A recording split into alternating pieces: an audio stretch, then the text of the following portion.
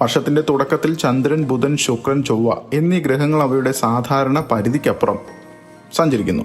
ജ്യോതിഷ തത്വമനുസരിച്ച് ഗ്രഹങ്ങൾ പരിധിക്ക് പുറത്ത് സഞ്ചരിക്കുമ്പോൾ അവയുടെ സ്വാഭാവികമായ ഫലങ്ങൾ കൂടുതൽ തീവ്രവും അപ്രതീക്ഷിതവുമാകുന്നു.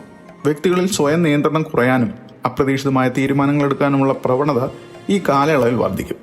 പൂരാട നക്ഷത്രക്കാർ ധനുരാശിയുടെ ഭാഗമായതിനാൽ ഈ മാറ്റങ്ങൾ അവരുടെ വ്യക്തിത്വത്തെയും ആശയവിനിമയത്തെയും നേരിട്ട് ബാധിക്കാനാണ് സാധ്യത കാണുന്നത്. മകരം രാശിയിലെ ഗ്രഹങ്ങളുടെ കേന്ദ്രീകരണം ഈ മാസത്തെ മറ്റൊരു പ്രധാന സവിശേഷത കൂടിയാണ്. സൂര്യൻ, ബുധൻ, ശുക്രൻ, ചൊവ്വ എന്നീ 4 ഗ്രഹങ്ങൾ മകരത്തിൽ ഒത്തുചേരുന്നത് ഒരു ചതുർഗ്രഹ യോഗം സൃഷ്ടിക്കുന്നു. ഇത് പ്രായോഗികമായ തീരുമാനങ്ങൾ എടുക്കാനും കർമ്മരംഗത്ത് പുതിയ തുടക്കങ്ങൾ കുറിക്കാനും സഹായിക്കും. പൂർവ്വ ആഷാഢ അഥവാ പൂരാടം ശുക്രന്റെ ഭരണത്തിന് കീഴിലുള്ളതും വിജയത്തിന്റെ പ്രതീകവുമായിട്ടുള്ള ഒന്നാണ്.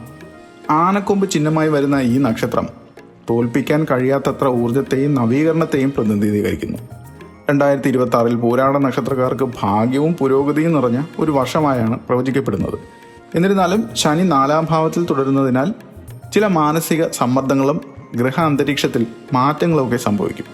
ജനുവരി മാസത്തിൽ ഈ പശ്ചാത്തലത്തിലെ ഊർജ്ജം എപ്രകാരമാണ് പ്രവർത്തിക്കുന്നതെന്ന് വിശകലനം ചെയ്യാം നമുക്ക്.